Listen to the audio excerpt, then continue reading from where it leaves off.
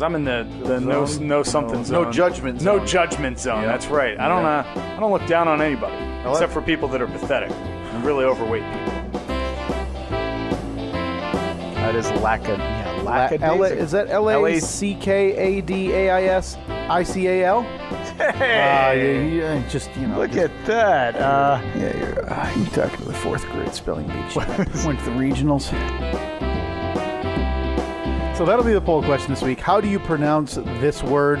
It is nuclear or nuclear. Like, it just grates my ears thinking about it. Yeah, it screams, I prefer the company of a relative in bed. But again, no judgment. You're Italian Jersey scum. Some would call that offensive. You're pretty much Balboa family at this point. All right.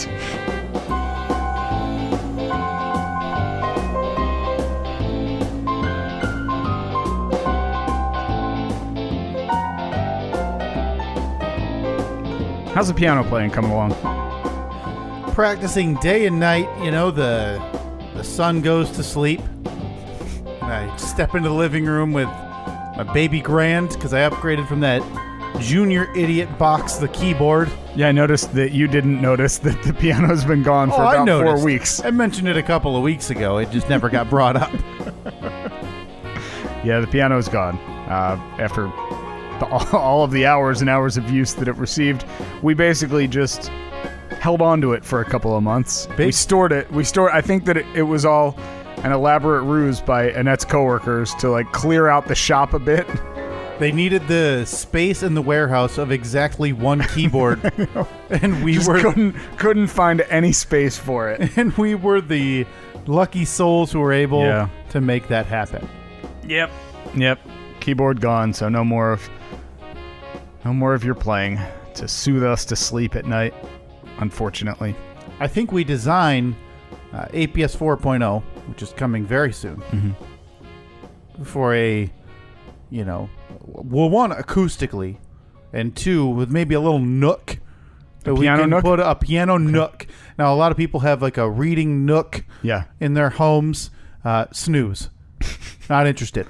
What we want in APS 4.0 is a piano nook. But can it be a double-decker piano nook, like from the Piano Pals t-shirt? Yeah, but because part of it, it's going to be a bit, we might have to knock out a bit of the basement ceiling / your main level floor. Yeah, so my kitchen may have a little bump out in it. Yeah, but that's fine. Like where my head will sit when I'm playing the piano. And then on the back of the base level bench is a ladder that goes... so it's like bunk beds. To get to the second piano. Of course. And then you just go ahead and rest your feet on my shoulders. This is all obvies to me.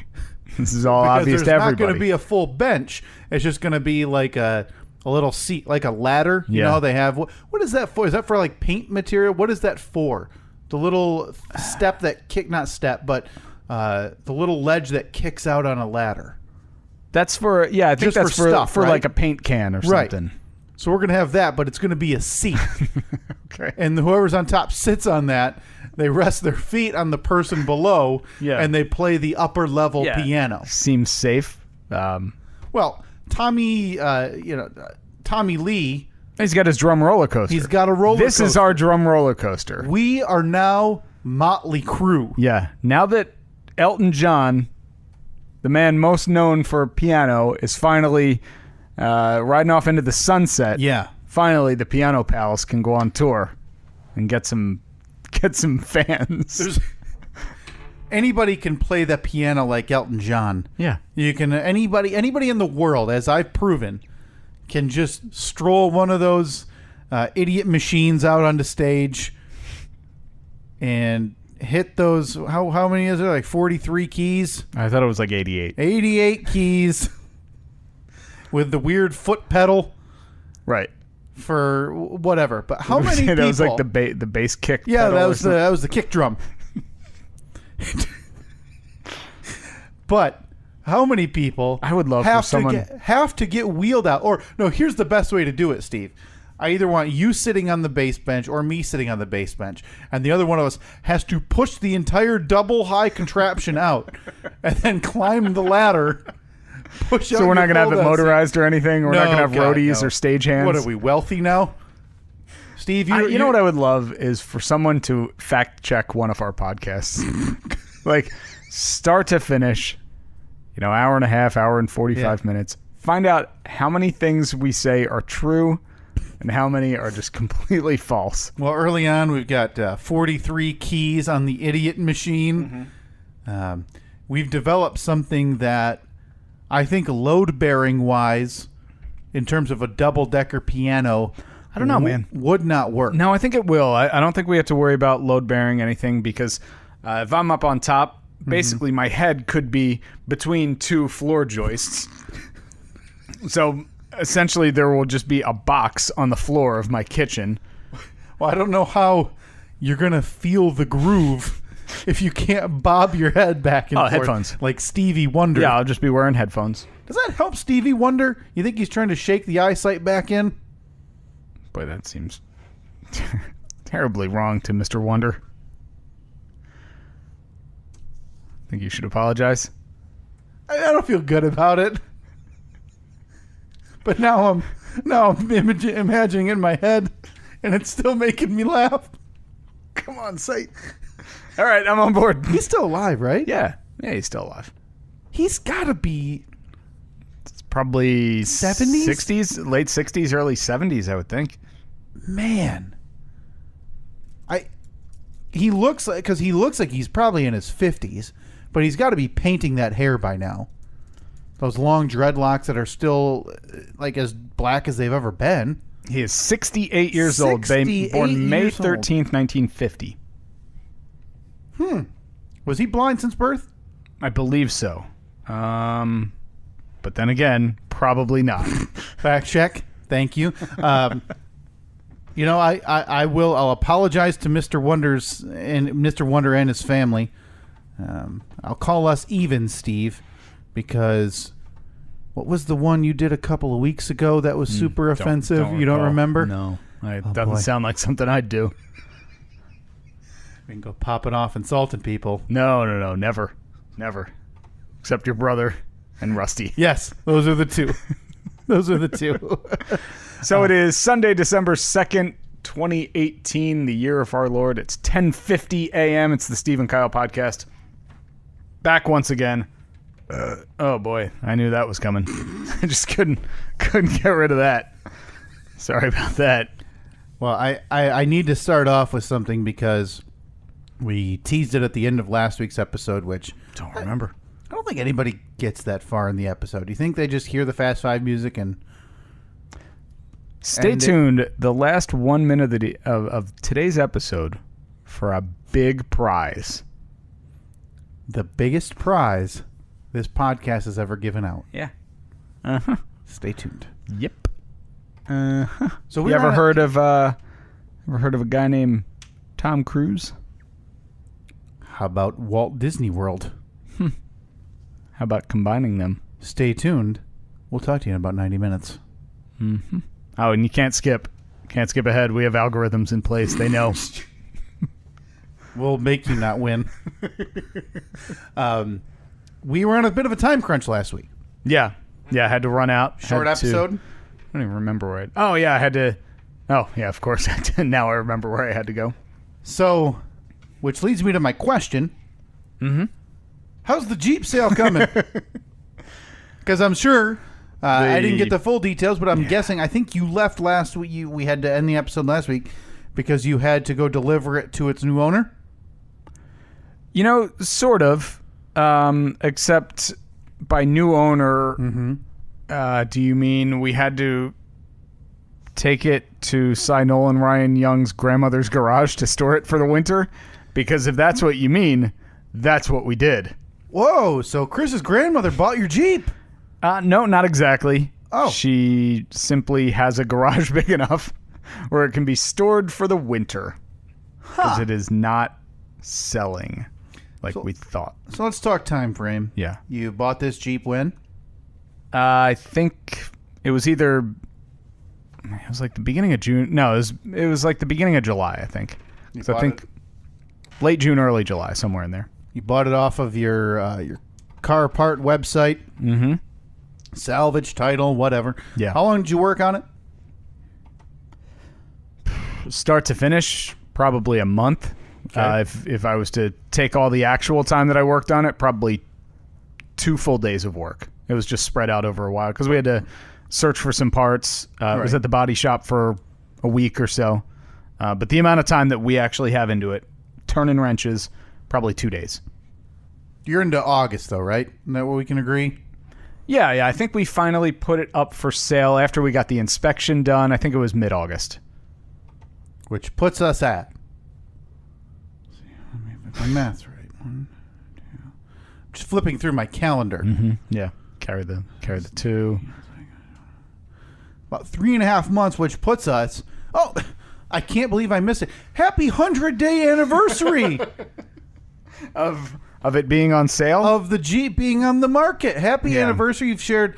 Now, I'm sure you have a montage of all the good times you've shared trying to sell this Jeep. Yeah. And, man, we thought it was for sale for a week, and we thought it was sold because, of all people, your mother knew somebody who was in the market for a vehicle.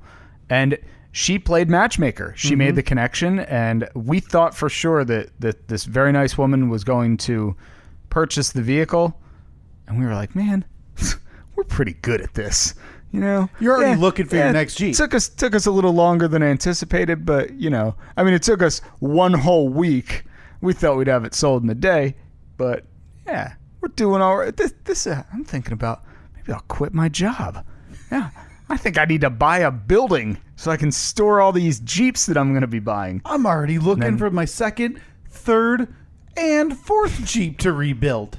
And then, unfortunately, that deal did not work out. It fell through. Yep. I'm still angry about. So we're past 100 days. Past 100 days. You've given up. I think I've thanked your mother before, but thank you very much again, Mrs. Kyle, for looking out for us. That was fantastic. Yeah. It just didn't pan out. Simply a problem on the other party's part that caused it not to fall into place. It's all right though. 100 days. 100 days. It's like a president, where they do the first 100 they days. break down the first 100 days. If you had to rank how successful you were in your first 100 days, Steve. I don't think they're that good. I think you're more it's like an Andrew Jackson. Well, I don't know who that is or how his presidency was. But I would say he made the Indians walk a trail that they later called the Trail of Tears. Trail of Tears. Yeah. Well, I don't think we're Trail of Tears bad. You're not Trail of Tears bad. But I'd give us a solid D-. Probably gonna pass, but just barely. So you've got barely any money tied up into this. No shekels, right? Pennies. Yeah, nothing. Pennies. Yeah. Nobody needs that type of cash. Buck or two. But then again, as I maintained from the beginning, that money was specifically earmarked for this. Okay. So it's not something where we're like, oh man, we need that money to pay the mortgage this month. Right. But you've essentially given up now for the winter. Has there been any thought that's crossed your mind that simply said, let's list it for the exact price that we bought it and put money in to repair it and just get out even? No. 100 days, you're still holding out hope that this pile of junk in our friend's grandmother's garage is going to turn you guys a profit when the weather turns warm. Was it not warm enough in August, do you think? I don't know. The reason I would never post it for the exact amount we had into it is because no one pays the exact amount that something is for sale. So we would end up taking a loss on it. Sure. I mean, you could adjust it so you could come down $500. Put it $500 more or something, but and I just don't know. Be done with it and go Jeep Resto. What is it called again? I don't know what you're talking about. What's your company called that you're going to start? Jumpstart the Jeep op. I believe it was Second Chance Jeeps. Second Chance Jeeps? Well, I mean, eventually we're going to be on that show that you made up. It was like, let's turn some rusty wrenches on the Jeep. Let's wrench the Jeep tires or something. Now, have you thought with Second Chance Jeeps... Closing it down? Yes. Yeah. Starting off slowly.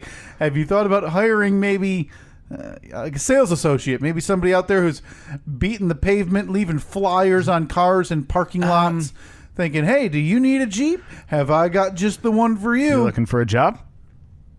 I mean, you got a new baby. I got some free time. I could use some extra coin. Exactly. I'm going to take a hell of a commission out of you. What type of commission would you take? What's standard? 25%? Is that normal? If that's the norm, let me give you the friends and family discount. I'll knock it down to 10. Yeah, you're hired. You are hired. Yeah, we're having a little bit of trouble with that. But I woke up this morning and it was like the skies had parted. Sunbeams were shining down right on my phone when I got out of bed, and I thought, who's this message on Facebook from a person looking for a vehicle? Oh, because that was my next question. Was you'd mentioned a few times over the past few months that you had a nibble, maybe a bite, and obviously nothing ever came of it. I've had a bunch of interest. Is it just interest with no follow up to where it's a lot of like window shoppers? And it's anytime you have something for sale. Thing to window shop, though. It's a car. Yeah, but anytime, because people are always looking for a great deal on something. So we have it posted for like $25,000, and I have somebody saying like, "I'll give you $11,000 today." Thanks. That's not even half. Does that work? I mean, it must. This isn't eBay where you exchange four best offers. Okay, so got a message this morning. Well, I'm excited for you because maybe this whole transfer to Chris's grandmother's garage was for naught. Yeah. Now we're going to have to drive over and pick it up just to sell it. Because, I mean, in my mind, it's basically sold. Hit me with the details. What do you got? Good morning. Is this available?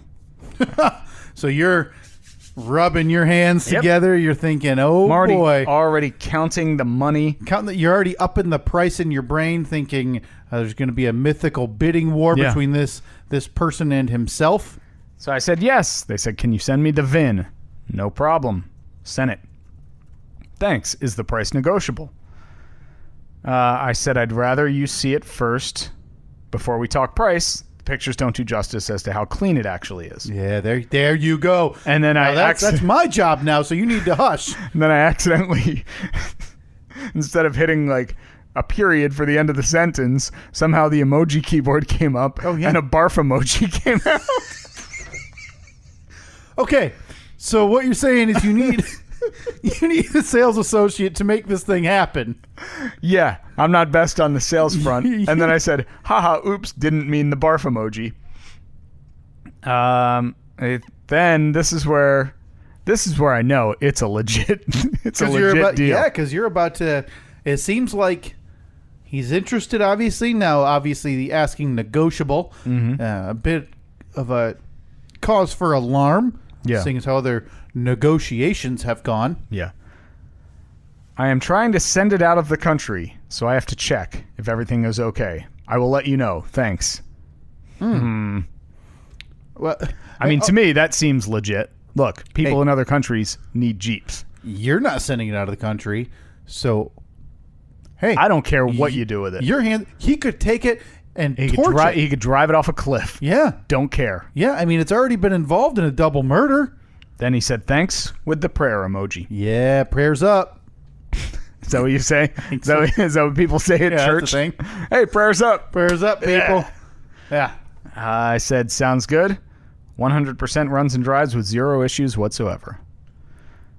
Hand built by me, a non-certified mechanic who watches YouTube shows. Rest assured, kind sir or ma'am, these hands are as trusty as you'll find. Then he said, I mean, I think that this is a very legit question. Do you know what month the maid month? I mean, just look at the... I didn't know what that meant. Go find the UPC. So I replied with double question mark. Yeah. And then, sorry, I'm not sure what you're asking. Wait. Everybody knows, Steve. It's just like a package of domestic beer where you flip it over and it says born on this date. Well, to my surprise, he was asking for the born on date. He was asking for the, like, if you look at the sticker inside the door, it'll tell you the date of manufacture of the vehicle. So this guy's Jeep shaming you now. There must have been, like, I don't know, because I Googled it and I'm like, how do you find out because I don't have the Jeep here, so I can't just go out and look at the sticker. Mm-hmm. I have one picture of the door open, but like zoomed in, I can barely tell, and I think it says January 2015. Okay. So I was Googling it, and apparently there must have been some change, like in the manufacturing process of vehicles, like right around in the 2015 vehicle year, because a lot of people say like, oh, you want January and later, you don't want January and before. So there must have been some kind of problem that they fixed. So I was like, okay. So I looked at the picture and I said, I'm 99% sure it says it's January of 2015. And that's the build date. I said, any other questions? He said, nope, thanks. Let me check and I'll let you know. Boy, you've got, not only do you have a nibble, you're reeling this thing in. Yeah. At this point, fish on. Again, you've got this fish on. Got this pole barn being built in your brain, but maybe now you're adding gold flaked flooring from all this extra money. Yeah, oh man, that thing is built in my brain. It's going to be incredible. APS 4.0, we're using Rush Limbaugh gold mics. Coming spring 2019. 2020 by never. March. Be in that new APS. Yep. All right. So that was this morning. Is this still in? This was we left this off 1 hour ago. So he's coming this afternoon? What was the last message you exchanged? What do we need to do to push this along? I haven't actually looked at his profile to see where he's from. Mm-hmm. The thing that was weird is that it says I want to send it out of the country. But again, as long as the cashier's check clears, what do you care? I guess I don't. Yeah. I mean, unless it's involved in, a weird homicide thing later, and you see it on the news that it's like torched. I think back to a couple of years ago, there was a story about I think it was a plumbing company. They had an old van that they had gotten a new van, so they were selling off their old vehicle that they no longer needed. Yes. They sold it. Oh, no. It was like a Toyota. I think it was like a Toyota pickup truck. So like the door says John's Plumbing, Springfield, Ohio or something, and it has their phone number on it. And the thing ended up like in the Middle East, and it was being used by a terrorist organization. Yes. Because a picture went viral of that thing out in the desert somewhere with like a gun turret mounted on the back of it. And it still said John's Plumbing on the side of it. And they started getting all of this hate because people thought that they just sold their Jeep. Like terrorists called up and said, hey, we're terrorists. Do you have a truck we can buy? And they said, yes. Do you have an old plumbing fan we could buy from you with your logo on it? Yeah. So that's the kind of stuff I'm worried about. And now that I see that this man is in Galloway, Ohio, I am less confident that this is going to work out. Oh, so he's going to have to make a trip. Yeah. That looks like it's okay. We are east of Toledo. So you're looking at a 3.5, 4 hour trip. So ask him, hey bro, hey dude, when you want to peep this thing, be super casual with him, Steve. I mean, there's Google Translate. Just be see translation. Just be super casual, man. Yeah. All right. Just ask him when he's going to be here. So not only is he from Galloway, Ohio. Yep. His profile appears to be mostly used with what appears to be another language, a different language. But hey, he's probably not the only bilingual person around. Everything just seems... Everything, like all of the alarms are going off in my head that says, scam, scam, scam, scam. But if the cashier's check clears, no, Steve, I'm doing cash only. That's also fair. Cash only. Yeah, okay. Meet me at a bank so he can hand me the cash, and then I can hand it $100 bill at a time to the teller so they can run it through their fake money machine. So the Jeep, you got it covered in the garage then? Like maybe a tarp pulled over it? Yeah. It's maybe just you want to get like a dust jacket for it. Seems like it's not going to sell for a while. We'll detail it in the spring. Uh-oh. Uh-oh. Uh-huh. Oh, boy. Uh-huh. So you're going to be doing the work on it to bring it back up to Steve par.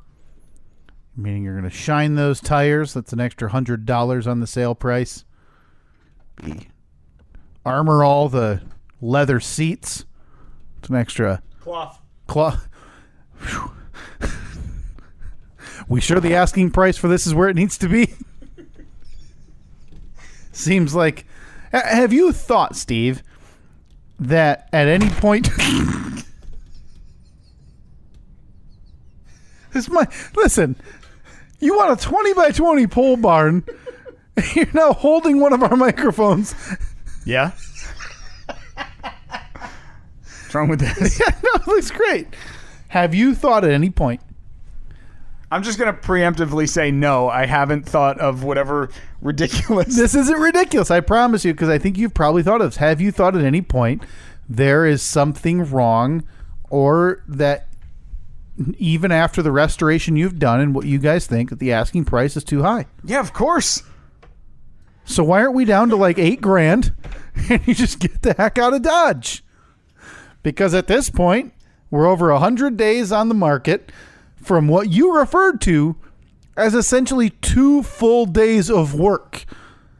So you're at 50 times longer waiting than you've actually done, than you've actually used for actually putting the work in on the Jeep itself. Do we need to take a break?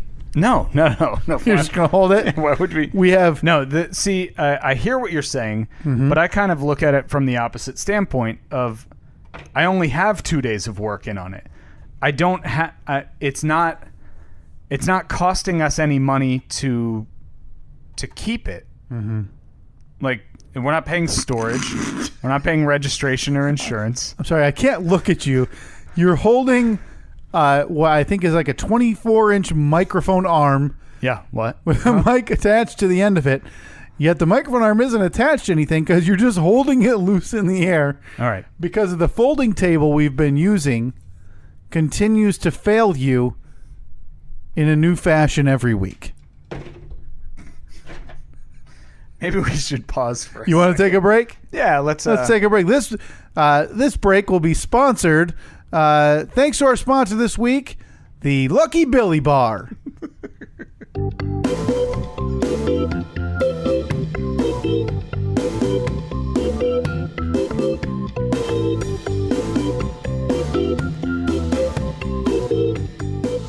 And we're back. Here we are. Just a slight delay. Yeah, slight delay. Sorry about that. Sorry, folks. This microphone is the bane of my existence. APS 4.0. Yeah. This is the week that I fix this for good. Oh. I swear, if this mic falls one more time, the episode is over. That's it? We're just stopping. That's it. I'll fast 5 it myself. Yeah. I'll tell you, I'll give you the hand signal to hit the outro music. No, man. That's it? It's all yours. Here. That's that one right there. That's all you got to do. Just tap that. And all right. So let me know how the episode goes, because this thing is already leaning. APS 4.0 is going to have so many new amenities. So many accoutrements. Oh, it's going to be beautiful. Yeah. Absolutely beautiful. Vehicle still for sale. That's as far as we've gotten. Now, you did mention the pole building Guess you could call it the garage space. Before we get too far, though, I did want to give one more note. If you are looking for a 2015 charcoal gray, it's a black four-door Jeep Wrangler. They call it the 4x4. They call it the Wrangler Unlimited. It's 4-wheel drive. All 4 of those wheels drive. Don't have to worry about it in the winters here. Nope. Great state of Michigan. Anywhere else you may be. That is cloth seats. Cloth seats, yeah. Clean from the double murder. Expertly rebuilt by Jeep aficionado Steve and slow pitch softball pitcher Chris. Message Steve to get all the details on the price. Yeah. We'll even sign the dash. We'll sign. Whoa! Where else are you going to find that? Nowhere, folks. If you're interested in something along those lines, message Steve today for all the details. I have it on good authority. He'll even drive it to you. I'd consider it. If you're within a couple of miles. Yeah. I'll tell you what. I'll deliver it anywhere in this state. Anywhere on this side of this state. Anywhere within 50 miles. And that thing is coming to you. Yeah. By me. Again, all the way up to 50 miles. He'll drive the Jeep. I think that's pretty good. It's more than reasonable. 50-mile free delivery. Yeah, that's how desperate he is today to unload his hands of this abomination that he bought 6 months ago. Boy, when you put it that way, I don't like that. Had it half a year. Not happy with that.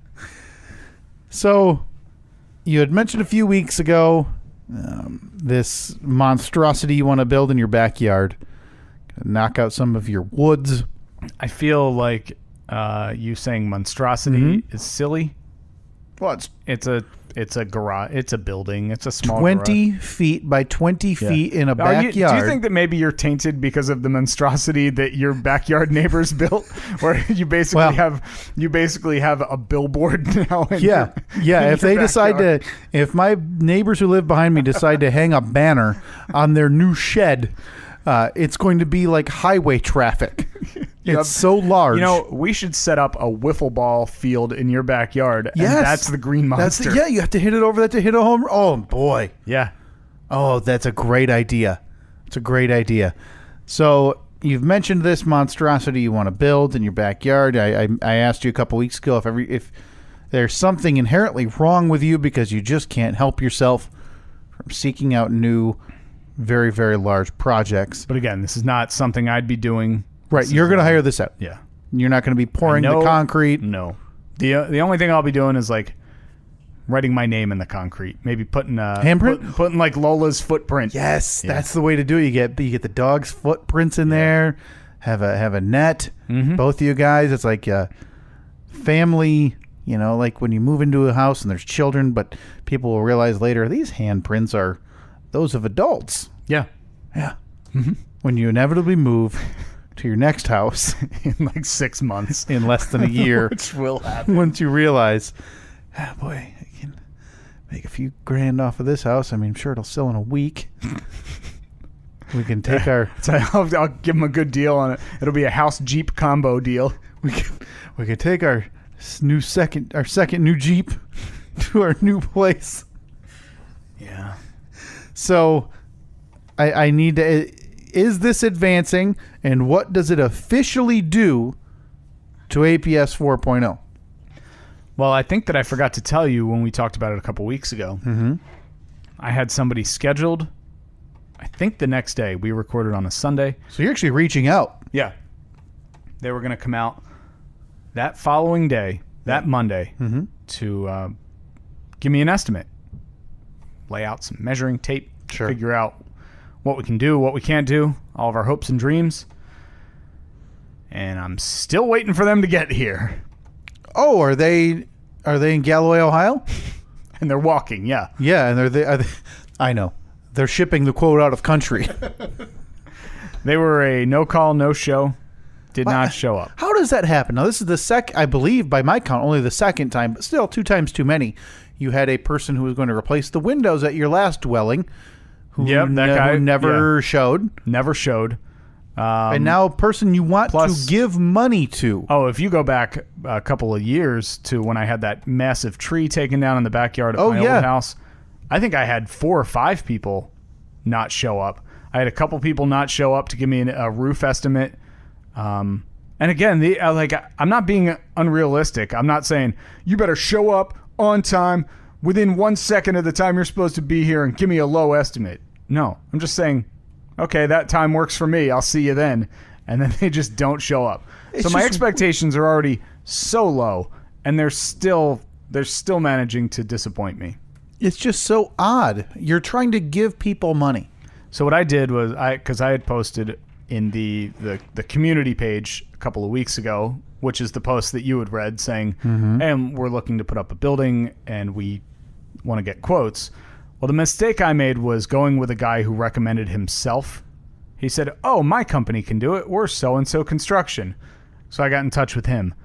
That was a big mistake because, I don't know, he recommended himself. Of course he's going to recommend himself.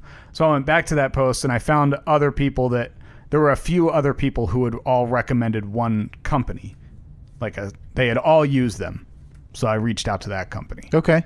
So they're coming out Tuesday. Really? They'll be here. 5 p.m. Sure. You want to come over? Yeah, I kind of want in because. Yeah. So are we? I feel like you need, of all people, you should have the most input. Listen, a third set of eyes never hurt anybody, especially on a project and a decision, Steve, this big. Now, do you have? I just like the idea of you standing out there. Maybe have a tape measure on your belt. Yeah. Well, hands on my arms crossed or hands on my hips. Do you have some work boots you can wear? Oh, steel toe. And steel toe, point kind of to where a wall would be, and be like, what about the girder system over here? You think that's that going to pass code? You know, code 247. You know what I mean.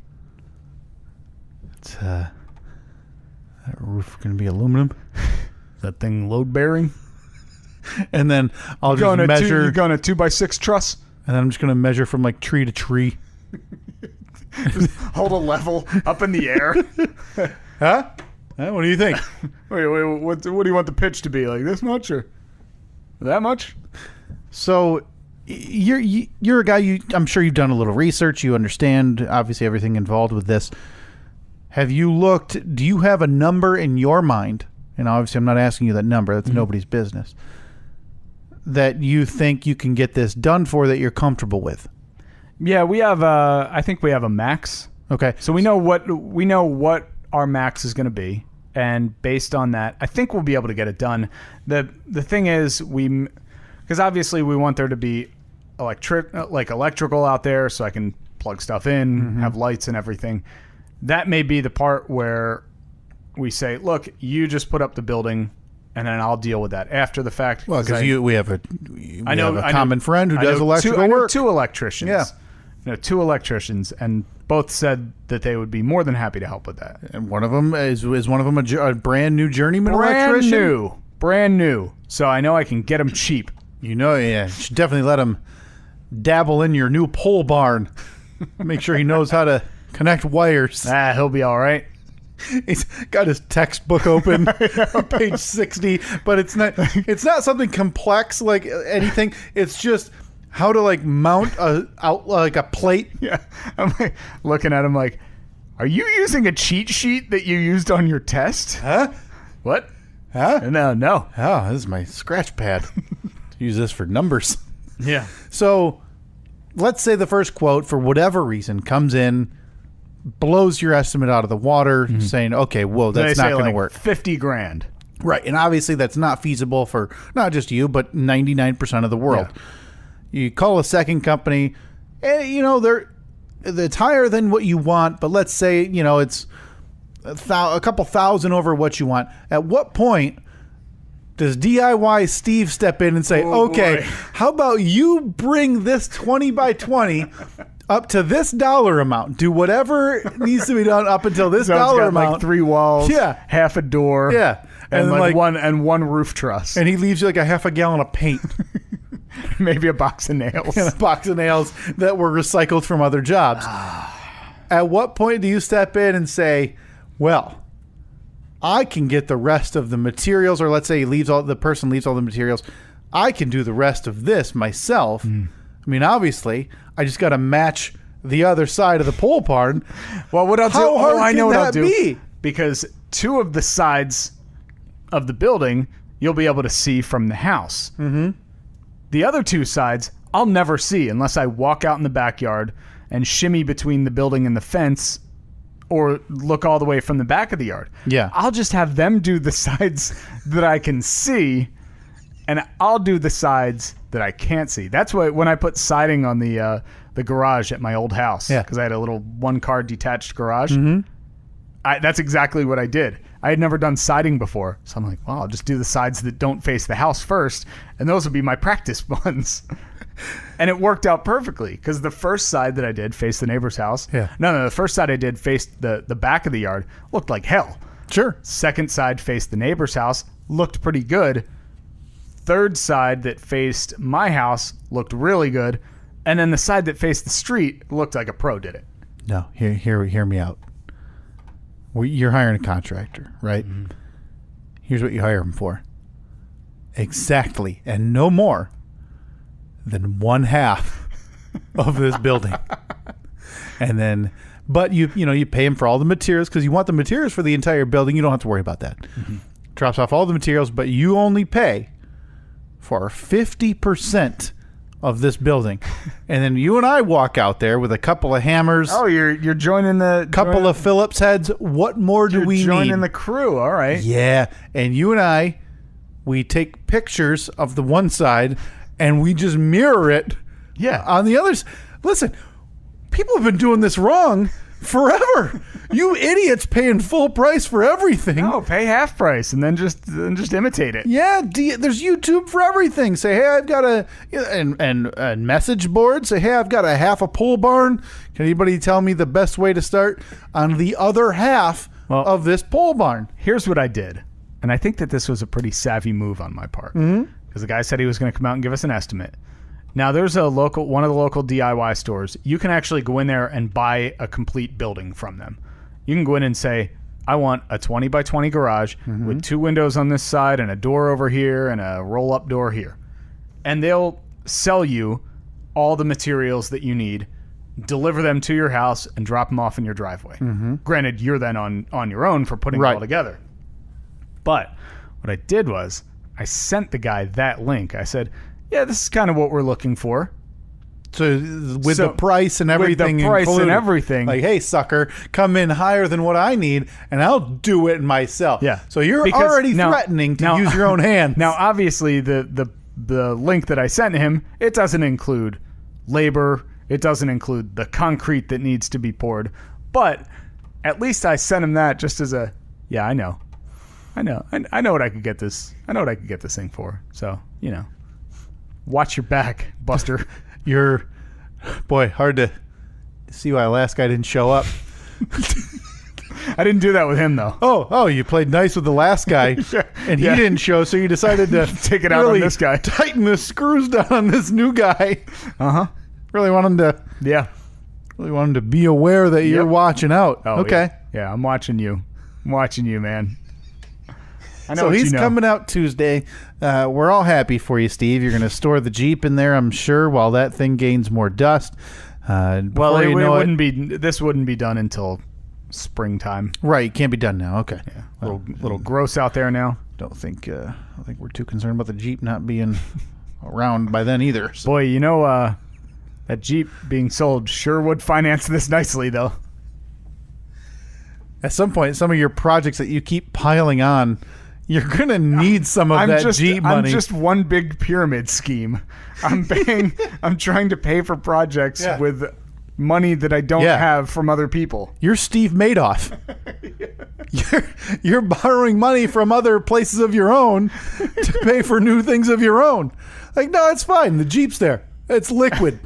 any day now. It's liquid. Steve Madoff. I could sell that any day, anytime I wanted. What's funny, though, is you as Steve Madoff, you're currently jilting yourself. Nobody else out of money. Yeah, I'm not really good at it yet, but give me some practice. Hey, if anyone wants to send money, you do that. Yeah, invest in Steve's scheme. Mm-hmm. Okay, so I think we're all happy for you, and again, we'll see it when the Jeep's in there, and presumably Ski-Doo round 2 or Sea-Doo round 2. No jet skis. That is not happening. That Steve is not the only way that I would matching Sea-Doos coming summer 2019. The only way I would buy one of them, because I loved it. The only way I would buy one is if I lived on a lake or like on the ocean, and I could actually use it every day without having to load it up on a stupid trailer, drive it 40 miles to a storage unit. Yeah, not happening. I will never, ever, and you can pull this audio, I will never, ever, ever own another personal watercraft. Ever. Except maybe a boat. Just writing down the timestamp, putting that in the memory bank for the invitation for Steve's Labor Day boat party 2019. I bought a whole fleet. They had one used. I thought, to hell with that. Let's get new. Good news. Well, kind of good news. I got jet skis. Bad news. I had to use the money from the building to buy them. So worse news, that money was tied up in the Jeep, which is still not sold. So as soon as that Jeep sold, I'm going to make the first payment on this boat. Then file for bankruptcy. Let's see what the government takes. So the most important question in all of this, though, Steve, where does this officially... Now, we've been talking and joking about the APS 4.0 timeline because it has jumped around. For a while, it was totally backburnered. You had a few weeks of ambition where you said, I'm going to start on it any second now. I did. Now you're posting about the pole barn. Yeah. What does this, in your mind, officially do to APS 4.0? And it's just you and I, nobody, just having a conversation. Just us. Just officially us do to APS 4.0. I still think 2019. Okay. Sometime in the calendar year. All right. I do. Pole barn in the spring. Pole barn in the spring. Ideally. Right? Yeah. Hopefully. Yeah. Presumably. That's the plan. Mm-hmm. I'll know everything on Tuesday. I have a feeling in 1 week, I'm going to be here and you're I need your prediction as to how Tuesday is going to go. You're going to be sitting here next to me and you're saying, I've been watching YouTube videos. This isn't that hard. Well, I know it's not. I'm going to do it. I think I could. And I'm going to save myself thousands of dollars. What would it take? Like, how many thousands of dollars would you have to save for you to do it on your own? I think it would be a percentage. So let's say it total was number. Let's say it's a $10,000 thing out there. Mm-hmm. For me to do it on my own, I would have to save. I would say almost $4,000. I would be close to half, I think, because the time investment for something like that alone, you're talking your weekends, your nights, which your nights are different. You're obviously home a little earlier than the average worker. But still, I also don't have. It's not like I'd be able to get home at noon and just start building and build until 8 o'clock at night. Because I have other stuff I have to do. I have work that I have to do for my actual job that that takes up easily 2 hours each day. Yeah. The time investment alone, I don't think... The numerous trips back and forth. Which are inevitable. To the hardware store. Oh, of course I'm 4 nails short. Of course I nailed through my airline. Oh, of course I popped the breaker again. I got to run down in the basement to do that. I don't think in any universe you want to do this on your own. Or even part of it. Now, I know you're sitting here telling me you can. You think you can. It's simple enough. Well, I'm not saying it's simple. I'm just saying that I think it's within my skill set. I don't think there's a universe around that you want to do that in. That would end up being... I want to. That's the thing. I like the sense of accomplishment. I like doing projects, and I like seeing the finished result and knowing I did that. Mm-hmm. But I also like just getting home from work and looking out in the backyard and saying, wow, they made a lot of progress today. Yeah.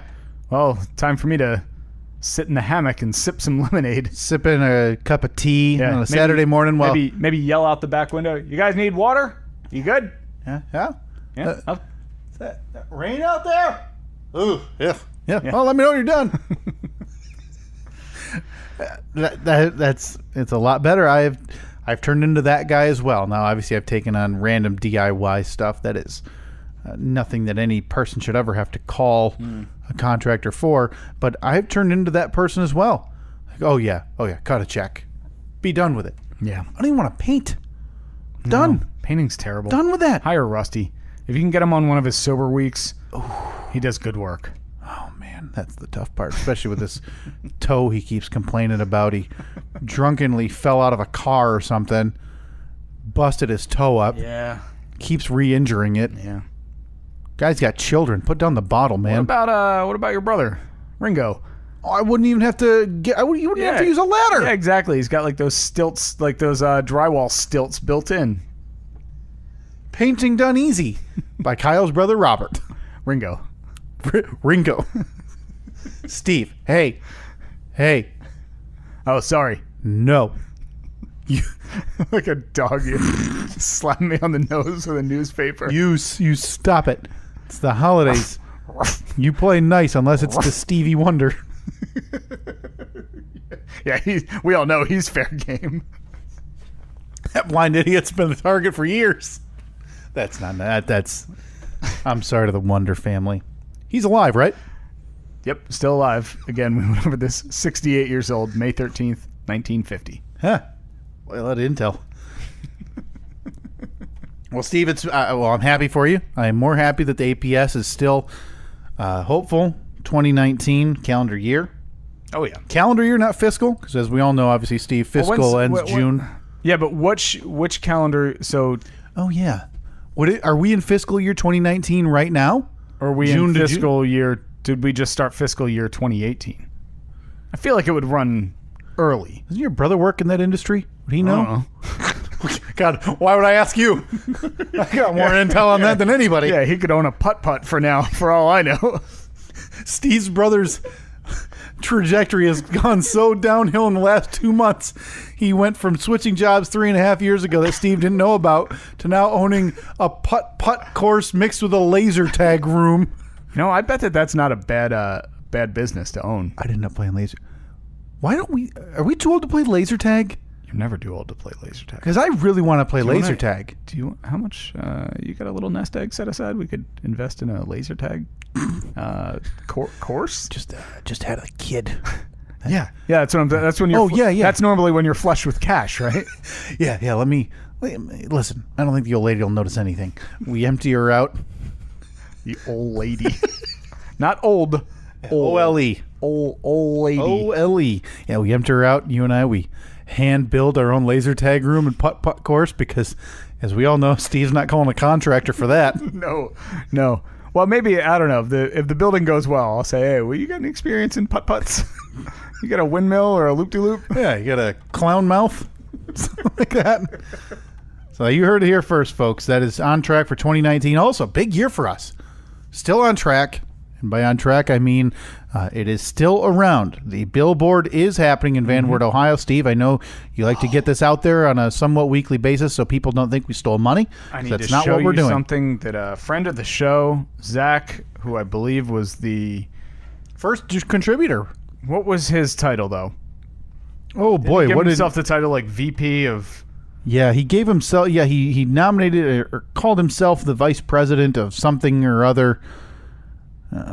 With the Lucky Billy Co-op.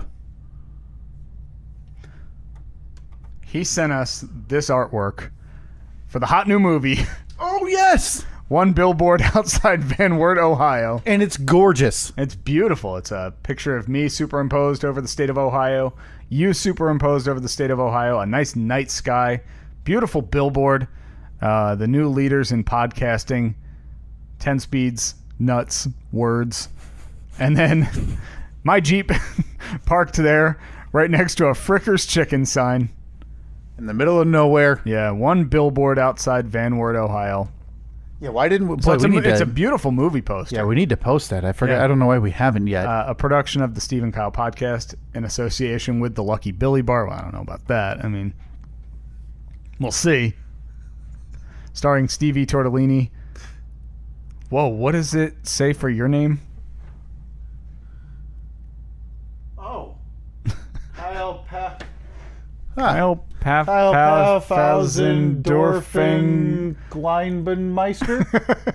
Lola the dog. The loyal listeners of the Steve and Kyle podcast featuring William Lucky Billy Anderson. Oh no, Abdinson.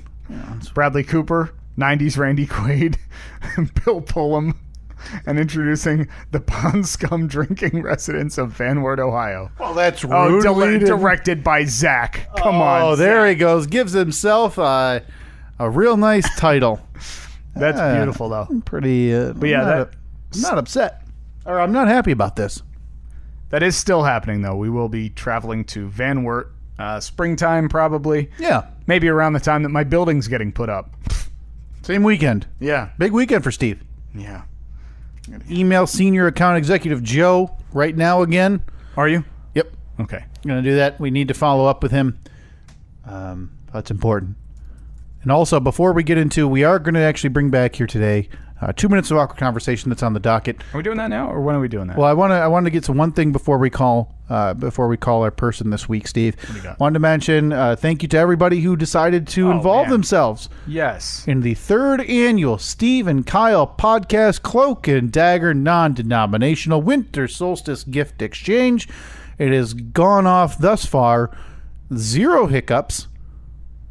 Shockingly. Beautifully done. People are receiving their gifts. I am retweeting them as they are posted. Again, post those to our social media, whether it be Twitter, whether it be Facebook, with the hashtag garbage gifts, and we'll retweet those. Love seeing what people are sending, what people are receiving. I like the I like how people are sending our merch. Yes. Yeah, that's tremendous. We are profiting pennies on the dollar. This scheme we have built. Oh boy, I bet we got at least 8 to 10 cents out of this deal. Steve Madoff is making off this week really well. Yeah. Thank you to everybody who decided to participate. There were a few people that they just messaged us too late, so I do apologize. I didn't respond. I think James had messaged me on Snapchat. It was just too late, James. I apologize. Somebody else messaged us on Twitter as well. Mike Mokris, who was actually sent us a gift before, so I do feel really bad about it. Yeah. But it was just too late. We tried to give as much notice as we possibly could before sending out names and details. We just you're just a little bit after the deadline, so please get involved in the non-denominational spring solstice small animal. The bunny. The Easter. Oh yeah, we're doing an Easter one too. Yeah, that seems way too much work. The bunny. Nobody heard that though. Right, because you cupped your hand over your mic and whispered, "Hey, just us here." The springtime. Yeah, I was shocked at how many people participated in this. Yes. I thought maybe we'd have like 5 or 6, but we had many more than that. So we're really looking forward to seeing those tweets. Again, like Kyle said, tweet hashtag garbage gifts. We'll retweet them. I've seen a couple of them come in so far. Somebody got a multi-tool. Somebody got a multi-tool. Somebody got a Piano Pals mug. Somebody got a oh boy, it was a touch lamp, bedside touch lamp. Oh, that's nice. See, that's gifts convenient. Are listen, who's going to turn down a multi-tool, and who's going to turn down a bedside lamp that you turn on and off by touch? Not this guy. Nobody. Not this guy. Absolutely nobody. So again, please keep sending those in. Oh, yeah, there's somebody sent a book, The Art of Not Giving a F, by Mark Manson. The touch bedside lamp. Somebody got the potty putter, which I believe is a putting green for while you're sitting on the toilet.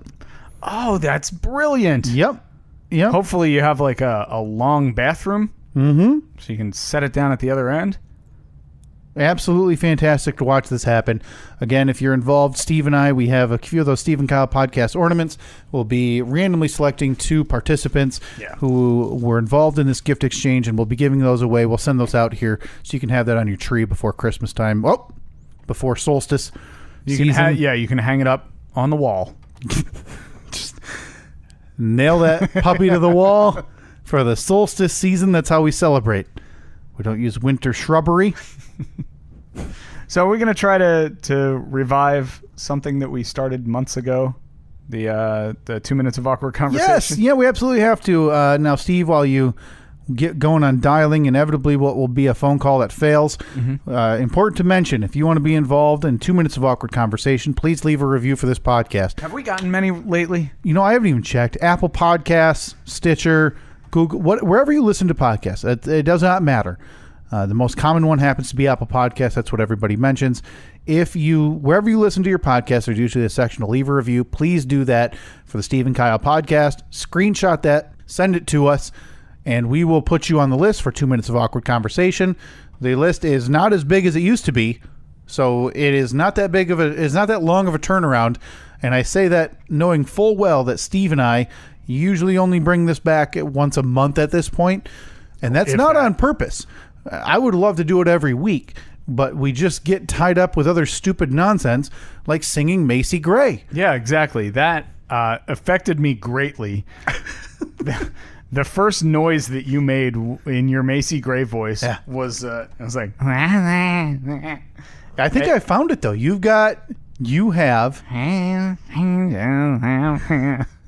have James Earl Jones as, what was his name again? I apologize. The character's Terrence name. Mann. As Terrence Mann from Field of Dreams, and we've now parlayed that into your Jackson Maine from A Star Is Born. Oh, by the way, we have to do an OCH update. Oh, yeah. Operation Cooper Hair rolls on. I believe this is week 8. Something like that. But we digress. So... I need to find. I have to open the Macy Gray impression. I have found my version, Steve. Oh, that sounds nice. A little hot. You may want to tone it down while you're giving your speech. Oh,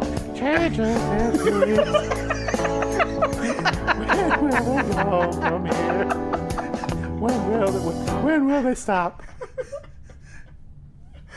That will never not be the most funniest thing in the world to me. Oh, man. I nailed it. You're welcome. Everybody. You're absolutely welcome.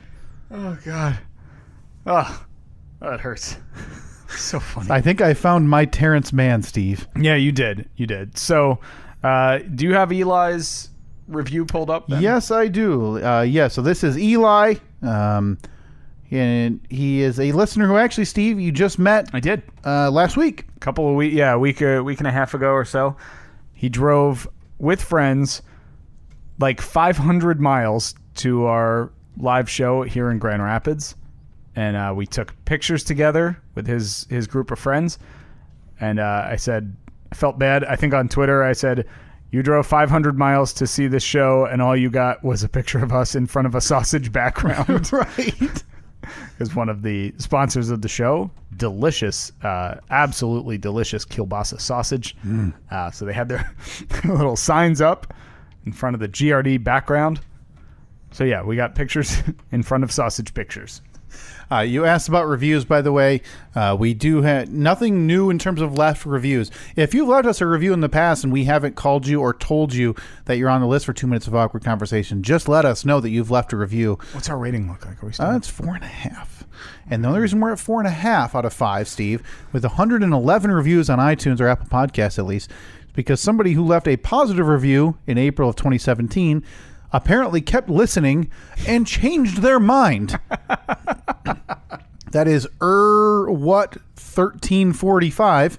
If you still listen or you get note of this, I would love to know what happened. Where did we lose you? We'd love to chat. What was it? Where did we turn? Was it the Edmund Fitzgerald? No, it couldn't have been that. I mean, that gained us fans. What? Viral. What was it? I'd love to know. But yeah, if you've left us a review anywhere and you haven't messaged us, please do. We can put you on the list for 2 minutes of awkward conversation. There's a few names left on the list. And if you're wondering about turnaround time, here we have Eli, who left his review and screenshotted it, sent it to us. December 16 of 2017, Steve. So 50 weeks ago today, yeah, Eli left this. And then during this bit kind of went away though. That's our fault. Yeah. During the Throat Goblin tournament, which my God, that's coming right around the corner as well. Right here. But I'd love to bring it back. So Eli left this review 5 stars. Thank you, Eli. Hilarious most of the time, as these mostly go. Mm-hmm. A wonderful, enthusiastic podcast from 2 amazing hosts. From ranting about their garbage neighborhood watch page or Kyle's floppy leg. No, don't remember ranting about that. To discussing the possibility that Steve and his new wife will be eaten by sharks on their honeymoon. The Steve and Kyle podcast has it all. That was very topical for 1 year ago. Yes, it was. Start from the beginning and watch as your per episode time commitment slowly morphs from just over an hour to, quote, a brisk 90, meaning a solid 2.5 hours. And wonder all the while why they only do 1 per week. Thank you, Eli, very much. We had one that was like 3 hours, didn't we? It was just shy of 3. I think we hit 253, unless you're counting the year in review episode, which as time permits, we'll talk a little bit more about today, but that's coming in a few weeks as well. So yes, we're going to talk to Eli, presuming he picks up the phone and Steve's connection works from his computer. And your microphone doesn't fall. Yeah, well, these are hey, that's a nice solid ring too. That's an answering ring. Variables. Hello, Eli. Yes. It's the Steve and Kyle podcast. How are you? I'm good. How are you guys? Good, man. Hey, just so you know, this is the first time that we successfully dialed somebody for 2 minutes of awkward conversation, and it worked first try. Yeah.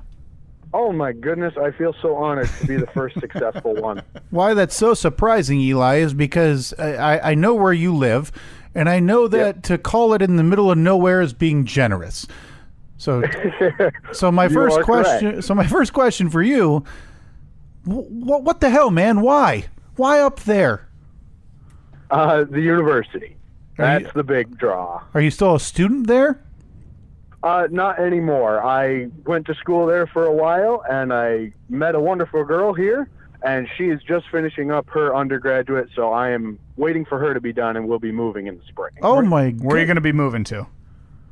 We're not sure yet. We're going through the process of graduate school applications, so might be Milwaukee area, might be Indiana, might be Southern California. Oh, wow. Boy, that's all depends on the school. That would be a real tough decision for most. So your options are: you've lived in northern Michigan for years. Yep. You've decided to look at Indiana, Milwaukee, and then just to throw a wrench in life, you decide Southern California's on the list as well.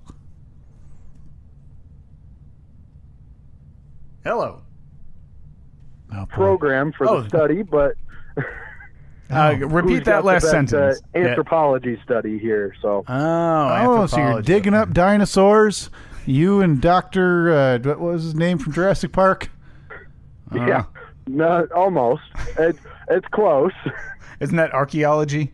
Oh, is it? No, not archaeology. Yeah, we're no, it's she's not studying anthropology, which is the study of people, kind of. Oh, okay. Oh, boy. So you're saying there's no dinosaurs involved? Yeah, no. What if you were digging for a person and you came across a dinosaur? Would you still investigate it, or would you pass it off to a friend?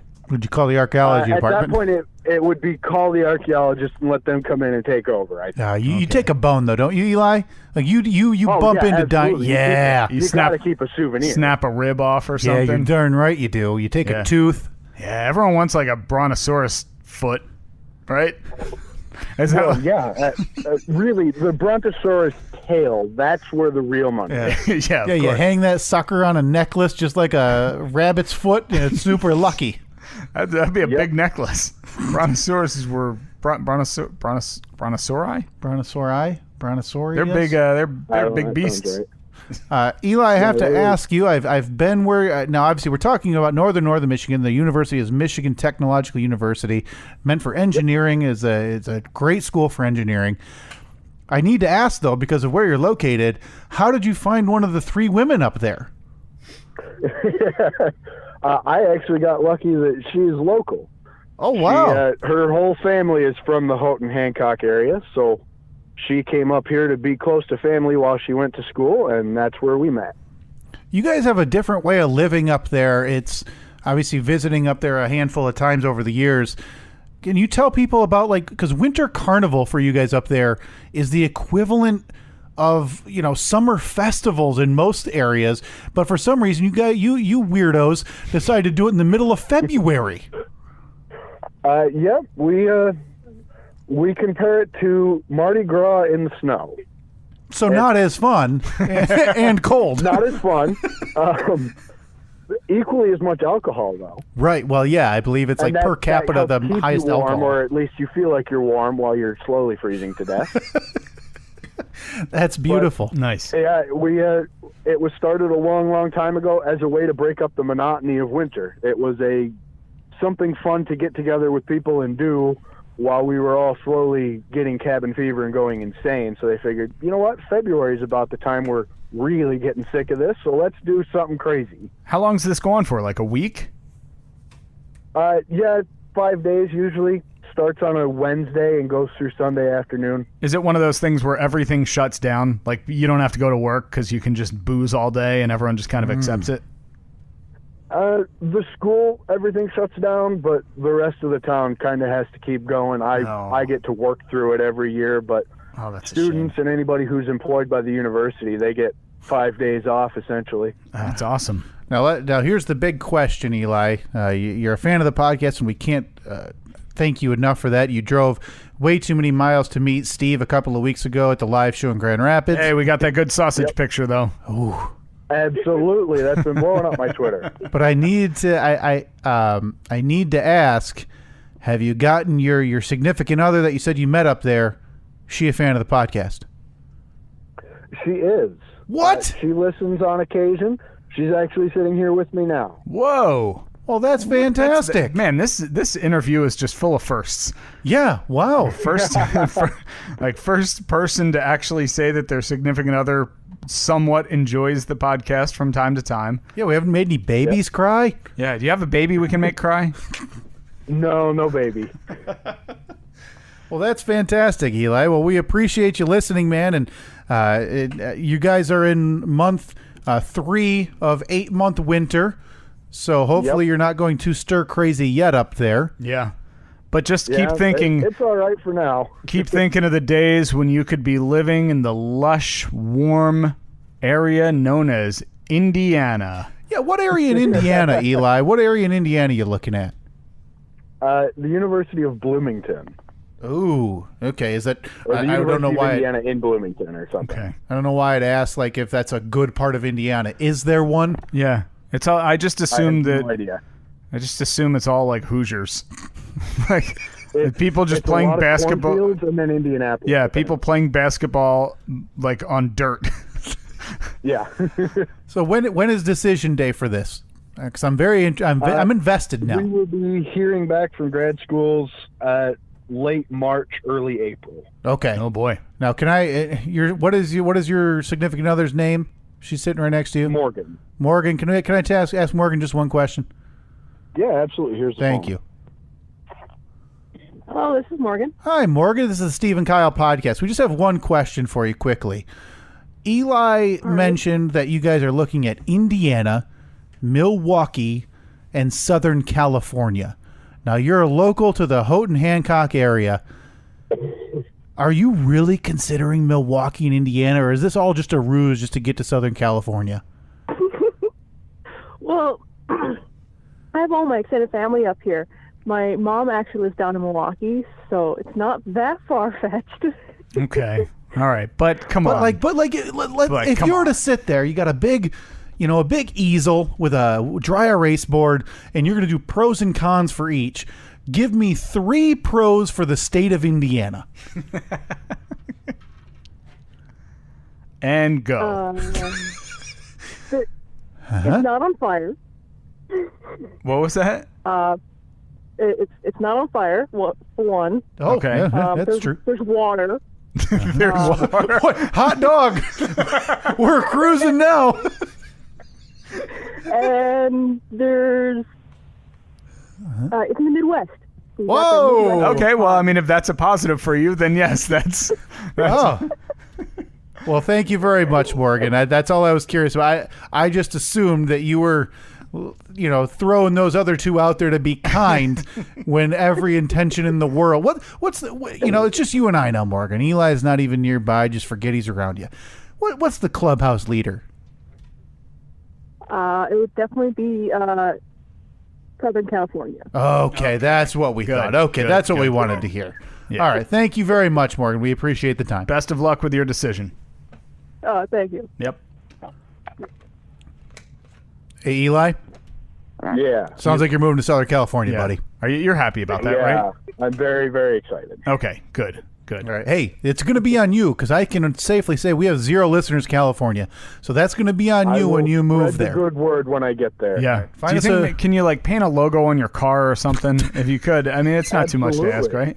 If we were to send you, I'll buy a big van and I'll paint it on that. I got a guy that's looking to sell one. So. Oh, you do? Oh, yeah. That'd be great. Yeah. Or I'll tell you what would also be a good promotional vehicle is a 2015 Jeep Wrangler Unlimited. It's black. It's 4-door. It is beautiful. That's got cloth seats, Eli. That sounds excellent. How does $6,000 sound? Oh boy, you're just I'll tell you what. We'll put you on hold and we can negotiate. We'll get your details when we wrap up recording. Well, Eli, thanks for taking the time to take the call. Good luck with the big decisions you have coming up soon, and have a happy upcoming winter solstice. Absolutely. Thank you, guys, and a happy winter solstice to you as well. Oh, thank you. Hey, go have a pitcher of $7 Long Island for me at the Downtowner, would you? Will do. We'll head there tonight. See you, man. All right. Bye, guys. Nice area up there. Yeah. $7 Long Island. Now, your friend from... my best friend. I've known him for forever. 3rd grade. Chris lives up there. He's also known as the Lumberjack. Yeah, he was back in town for Thanksgiving. Yeah, we were able to spend some time with him. Again, this is the man who forced me to chop wood in his father-in-law's slippers as we walked outside his backyard. We went swimming in the bay down by his house, and then his truck, I'm assuming just like every Youper's truck, as we drove back, the muffler fell off. So he took his Croc shoes off, grabbed the muffler with them on his hands, and put it in the bed of the truck. Yeah, because I'm sure that the muffler was in great shape and needed to be saved. Throw a little tape on her. Just gonna go right back on that afternoon. That is that is my perfect encapsulation. It's the most UP thing ever of the life of a UP Michigan resident. Well, so yeah, muffler fell off. Better pick it up with my Crocs. No, threw it in the bed of the truck, which no doubt had more holes in it than had actual bed floor. Yeah, like an extension cord. Like, hey, what's that for? Oh, that's running the whole thing. Don't touch that. Like, what? How? Yeah, he's got a generator in the back.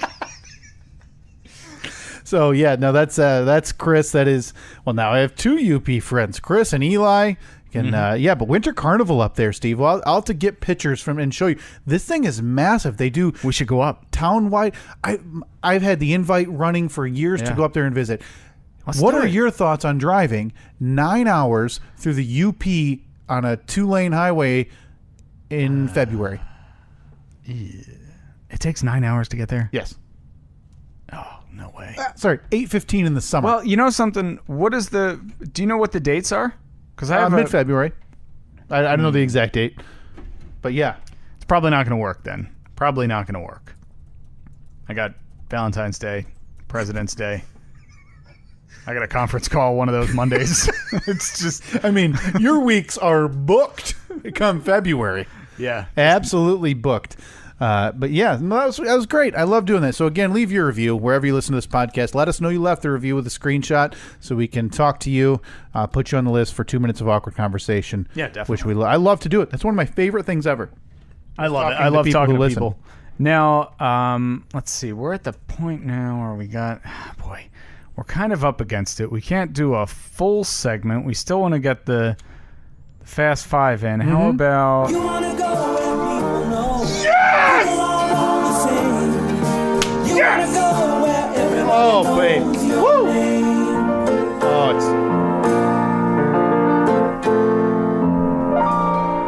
Spoiler! Trivia! Oh, Christmas come early for Kyle. Yeah, My goodness, let me...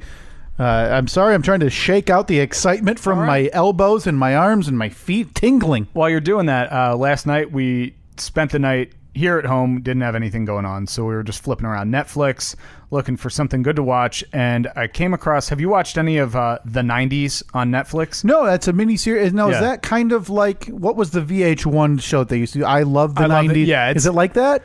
Similar, where basically they talk about all of the big events that took place in the decade.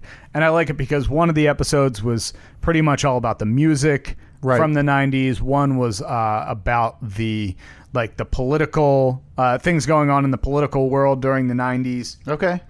And TV. And they actually focused on your show Cheers for quite a while. Really? Yeah, because the final episode was 1993? 92? 1992, I believe. Yeah.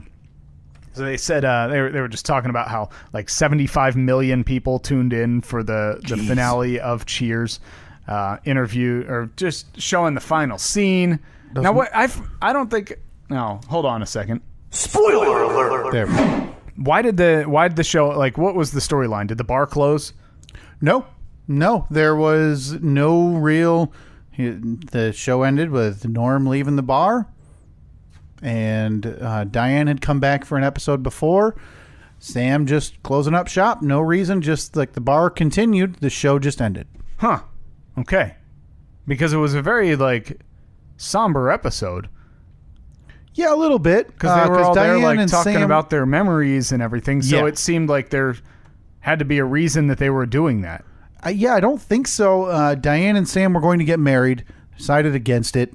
And that's essentially just how it ended. All right. It was a bit odd, yeah, but I think the idea was that, hey, these were just stories of this bar throughout this time frame. The bar's going to keep on going, and obviously in that universe. All right.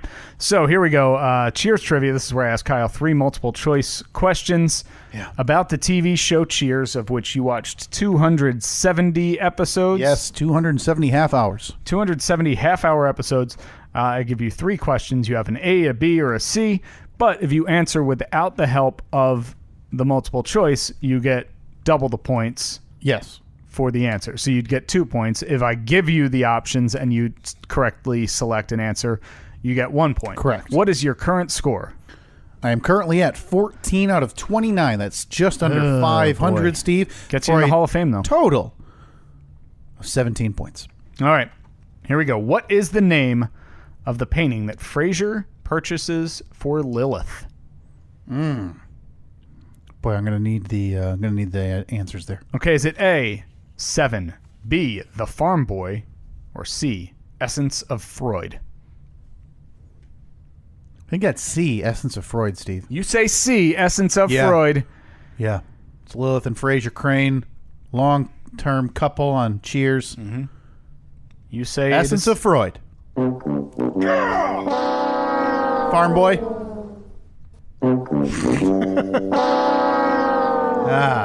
Essence of Freud.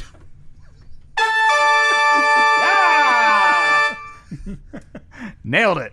All right. That is 0 points for those scoring at home. Yeah. Now the green question. What actor played Rebecca's first boss? Boy, I remember that story when she came to. I do not remember the actor. I'm going to need the names. Is it A, Tom Skerritt, B, David Hasselhoff, or C, Sir John Gielgud? Huh. Well, let's go, Steve, with Tom Skerritt.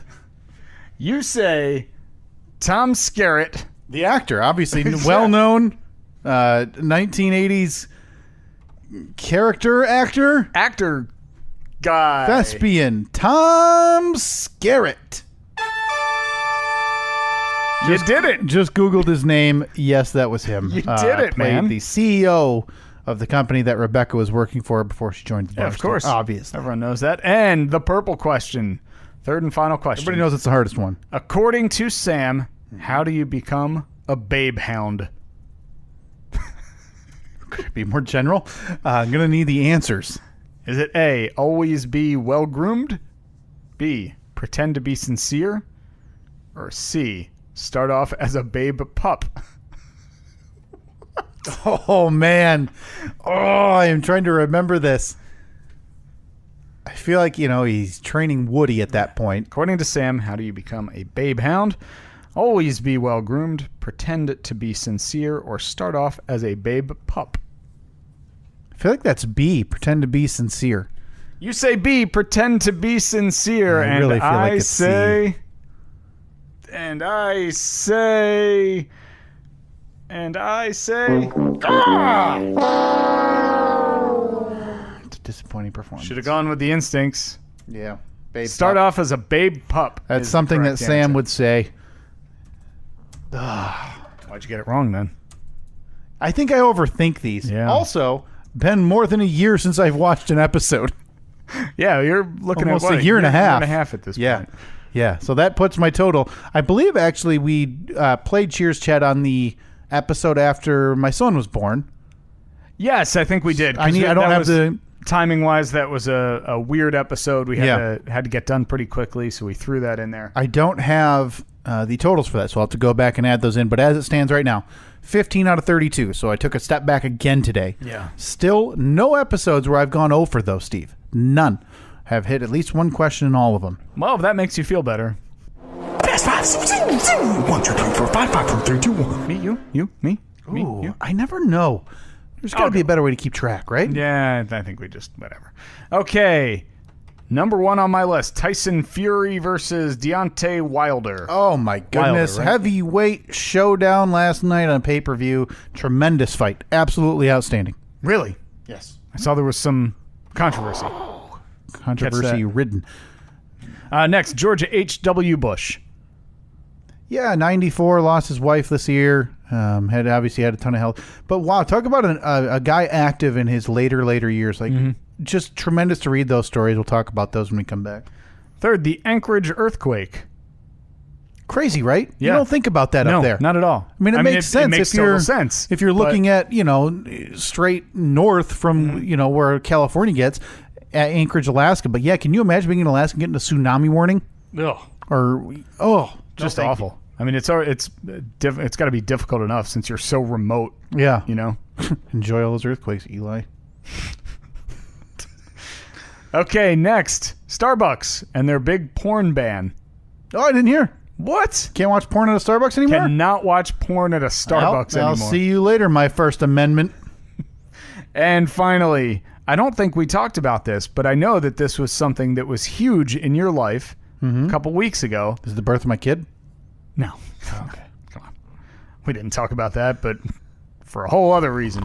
No, it was WWE Survivor Series. Boy, what a letdown of a pay-per-view that disaster was. Really? That finally pushed me over the edge, Steve. I canceled. You canceled your I canceled it. Your what is it? The WWE Network. I couldn't do it. I couldn't do it anymore. What? Until the next pay-per-view when I inevitably re-sign up and watch it in 2 weeks. What did it in for you? Was it the bad storytelling? Yes. Dumb storylines? Yes. Mediocre athleticism? Okay, well, you feel like you're getting a little far there. No, you know what? The one thing that redeemed the entire show for me was Ronda Rousey, who is the mainstream popular star now. Yeah. Getting an absolute whipping. Sticks, chairs, legitimately getting beaten down to where you can see the bruises and the marks on her body. Like, there's pictures of them posted. She took just an absolute beating after a match.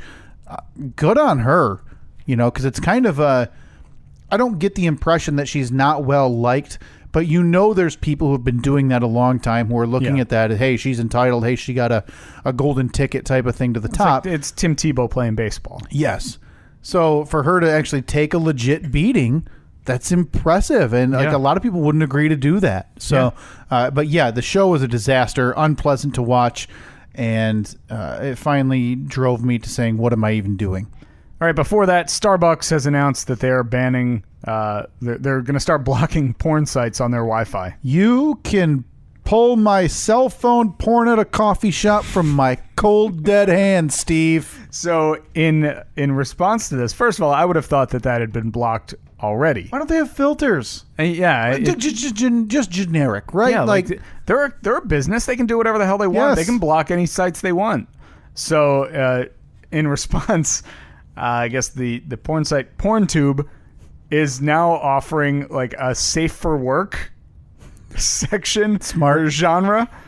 They're really good at marketing. They always manage to get themselves like when that big blizzard hit New York City last winter. Oh yeah. And they sent plow trucks out with big Pornhub logos on them to are they the ones that they released like stats to? It's, hey, during the Twitter outage or Super Bowl halftime, our usage spiked by whatever, 300% or whatever.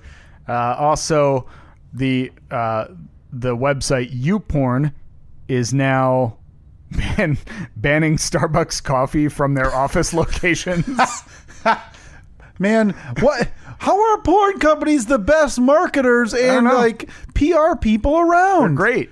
They're fantastic. My God, man. Ugh. So, and I want to know who's the guy sitting or the girl sitting at Starbucks like, oh, let's see what's going on Pornhub today. Pull up, let's see what the hot vids are. Before that, we had the Anchorage earthquake. Devastating earthquake. Yeah, crazy to see, right? I mean, I'm sure they get smaller ones, but I don't know that I remember a story about a large-scale earthquake in Alaska in my lifetime. Yeah. That's insane to see. And before that, George H.W. Bush passed away Friday night or early Saturday morning, age of 94. Yeah, 41st president. Like I said, really active late in life. I want to say when he was 88 for his 88th or 90th birthday, he skydived. Yeah. Skydived. Yeah. He was doing that. Funny to think he was the last one-term president. Think about that. Yeah, because 1992. Because after that you had Clinton for 2 terms, Bush for 2 terms, Obama for 2. Obama for 2. Wow, that's crazy. 1990 or 1988 to 1992, and that was after Reagan had served 2 terms. Mm-hmm. So it's I don't know that he's revered among presidential history, but I don't know that I believe he continued the war on drugs, which a lot of people fault him for. Yeah. But at that point, I think Barbara Bush is probably more notable for what she had done. You know what? in office. I enjoyed reading that because I've seen it before. It was the letter that he left to Bill Clinton on Clinton's inauguration day, and he left it in the Oval Office. And I thought that was a really, such a classy move on his part. He started that tradition. Yeah. And very, very cool. If you haven't seen it, just Google George Bush letter to Bill Clinton. But yeah, it's just a letter that he left on the desk in the Oval Office on his last day of the presidency, Clinton's first day of the presidency, just telling him to, look, we're all rooting for you now. You're our president now. There are going to be tough times ahead, and persevere and keep focused. And don't let the outside voices get you down. And one of the first instances of political, rivals at the time, showing that they can be above politics. Him and Bill Clinton remained pretty close friends for the duration of George H.W. Bush's life, and even I think there was a clip of a speech in 2009 or 2010 of Bush, saying, "Oh, Bill Clinton, he beat me like a drum back in 1992, but we're still friends," and it's so different than what it is now. A little bit. Very, very different, very acrimonious right now. A little bit. And finally, first on the list was Tyson Fury and Deontay Wilder. Heavyweight last night. Showdown, Steve, at the Staples Center in Los Angeles. Your classic case of a power puncher versus a technical boxer. Deontay Wilder, the Bronze Bomber, versus the Gypsy King Tyson Fury, coming off of a 2 to 3 year layoff where he ballooned up to almost 400 pounds, Steve. The lineal heavyweight champion, didn't hold any belts, but you can't lose the lineal heavyweight championship title without losing the actual fight. Fight comes in last night. The underdog, Tyson Fury. Underdog. Technically, neither of them had lost a fight, Steve. My goodness. Tyson Fury dominating through 8 rounds. 9th round gets knocked down, a little punch behind the ear. You're thinking maybe this is the beginning of the end. Gets up, dominates rounds 10 and 11. Oh, sorry. Finger hit the button, slipped. But hey, once that sounder plays, hey, you got to respect the sound. Fury vs. Wilder. I heard it was very controversial. Yeah, well, we'll get to that when we come back around. Do we have to? Mars Insight. It's. Do you care? Are you as I wonder of it? Yeah, as I others? watched it. I watched the live stream, and boy, I don't know. It's of course incredible, but I'm like, man, I want more. Like, I want to see stuff going on there. Right. You know, I want to see little machines driving around, like digging holes. Yeah, and we're just collecting sand. Sending stuff back. But it just looks like I'm looking at a picture of the desert. Always. And it's so that's so stupid for me to say because it's so impressive. Kareem Hunt. Kareem Hunt. Big story. This is going to be big news. You'll be talking about it on your side gig tomorrow morning. Oh boy. Look forward to that. Michael Cohen. I have so stopped paying attention. Me too. To all of this. And every now and then I see something about it and I go, nope, not going to watch. Not going to read. Because it's not going to do anything. Exactly. We're getting nowhere. We're over 2 years in. Nothing's happening. Somebody messaged me if the domino falls. That's what I turned to this week. I was like, I don't even know what to think anymore because every week or month it seems like something like this happens where, another person flipped. This is breaking news. This is big news. This is going to be it. And it never is. So if nothing's going to happen, then nothing's going to happen. I'm just tired of it now. Yeah, I told you I was watching that the 90s on Netflix. Mm-hmm.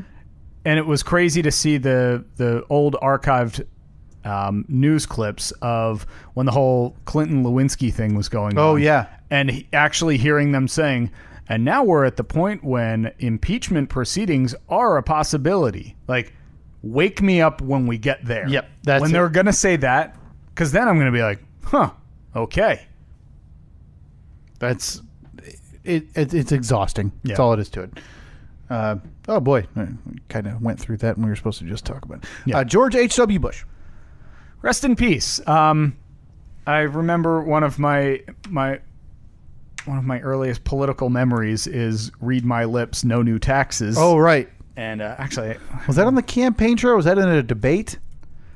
I believe it must have been on the campaign trail. Who did he beat in 1988? It's a phrase spoken by then American presidential candidate George H.W. Bush at the 1988 Republican National Convention. Okay, so 88. Who did he beat? Was it Dukakis? Dukakis, yeah.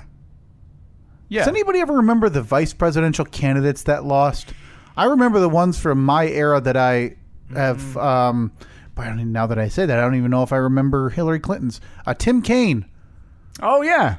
And then in 2012, it was Mitt Romney. And John. Nope. Paul Ryan. Was Paul Ryan? Romney and Ryan. Was it really? 08 was obviously the Sarah Palin era. 04 was John Edwards, who then had a mistress.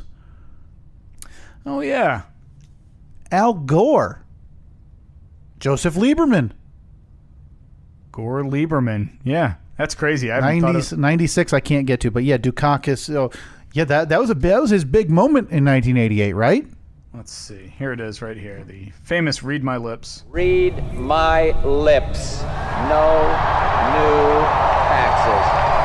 I will keep America moving forward, always forward, for a better America, for an endless, enduring dream and 1,000 points of light. This is my mission, and I will complete it.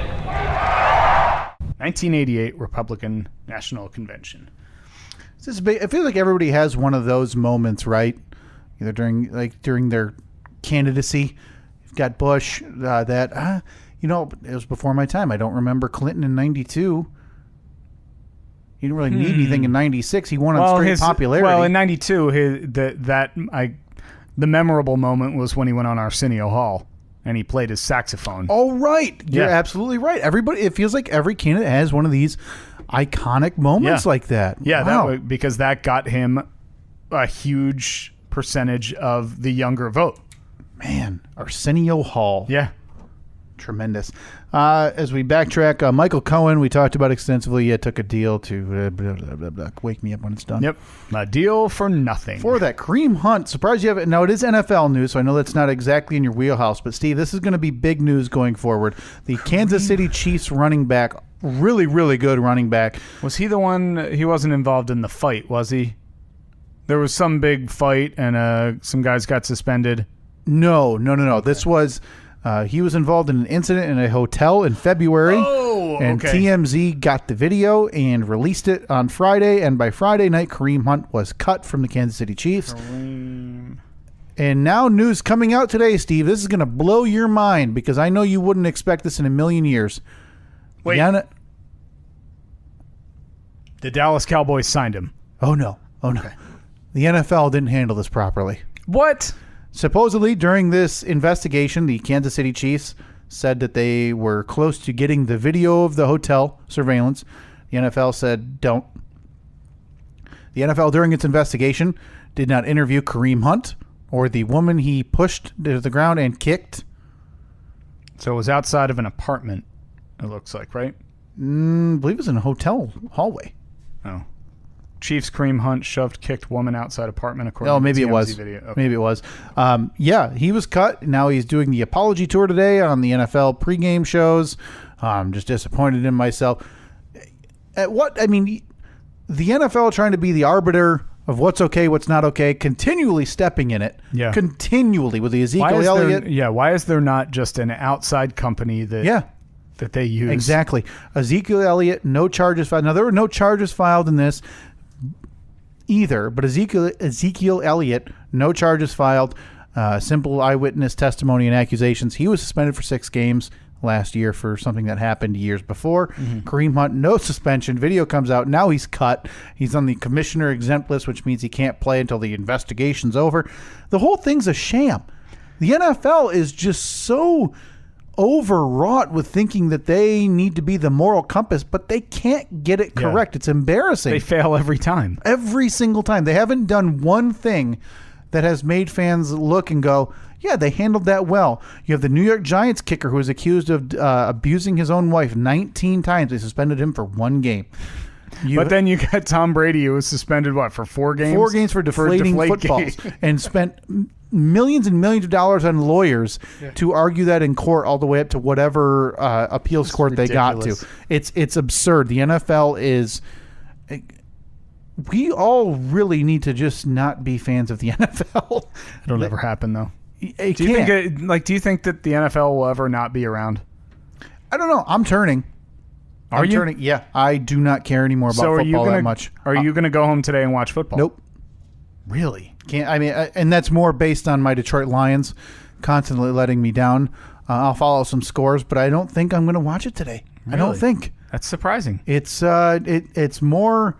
It's hard to watch, one, with the head injuries, 2, knowing what you're watching now, where 10 years ago that was what you wanted to see. Yeah. And with knowing this stuff, and then with, obviously, like I said, with my team being garbage. It's weird, because with the head injuries, I am all for the players who were essentially lied to by the NFL and told, you're going to be just fine. I completely understand the lawsuits and the class action lawsuits where they're all involved in. But moving forward, the players now cannot say that they don't know the risks. Sure.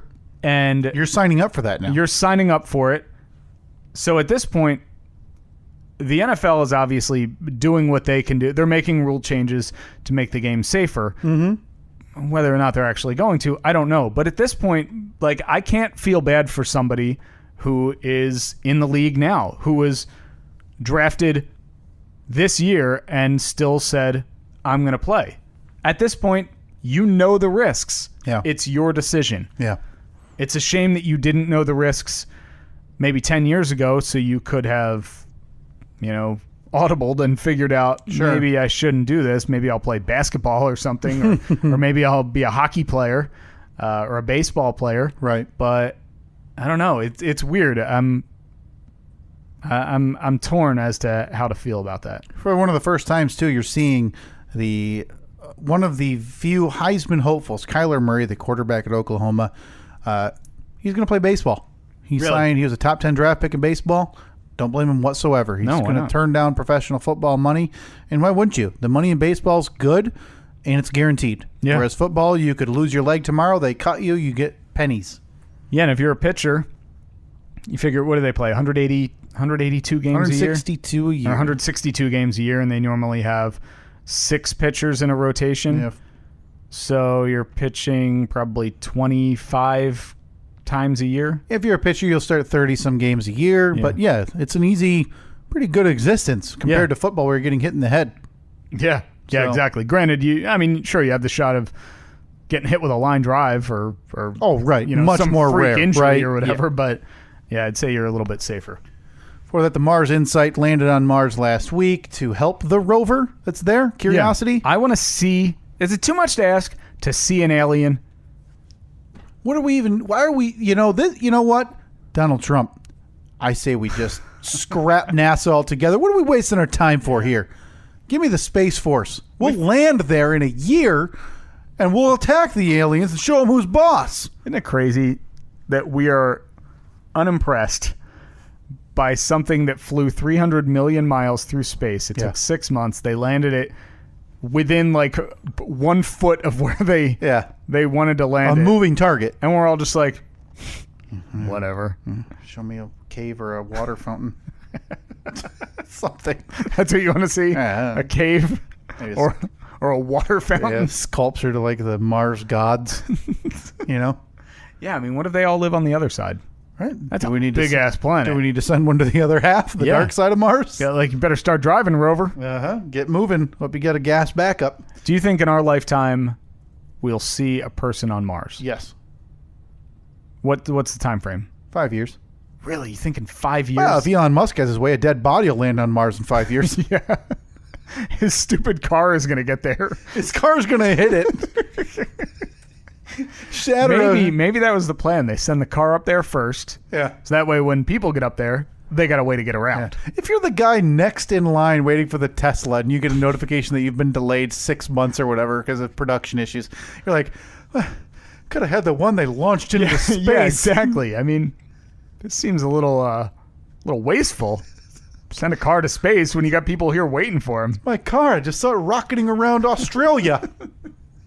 So you think in 5 years? Maybe not. Man, people. Boy. But I thought that's what I had heard. Isn't that what the goal is now for private companies? I think that's the goal. I think they said by like 2030 or something. So maybe, and if you ask Musk, he'll say, yeah, but by 2025 we want to have a person on Mars. But like, he doesn't historically, he doesn't have a good history of hitting deadlines. No. And there's no ecosystem or awareness of what needs to be done when a person would land there, or even if they would. I don't know. Way too many variables. People who sign up for that are especially kind of crazy, by the way. Before that, I think I would do that. Oh, if I was nuts. If I was the one-way trip. If I say I was, I'd have to be older. Say I was 40 years old and I was still like, so like 3 years away. Yeah. Oh wow. Yeah. That's closer than you thought. Years. Oh, yeah. If I'm an older, wiser man, 40. All right, maybe 45. If I was 45, okay. Single, and had like no job and no prospects in life, granted, I probably wouldn't be first in line. I wouldn't be their first choice. Yeah. Oh, God, do we want to take this gross hobo? Take the single loser who hasn't held a job in 10 years. What's the goal? Is it to build an ecosystem for the future people who visit to live?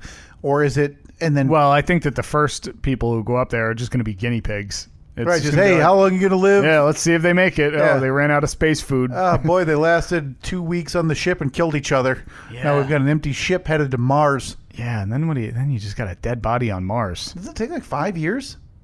To get there? Yeah. Well, the one that just landed took 6 months.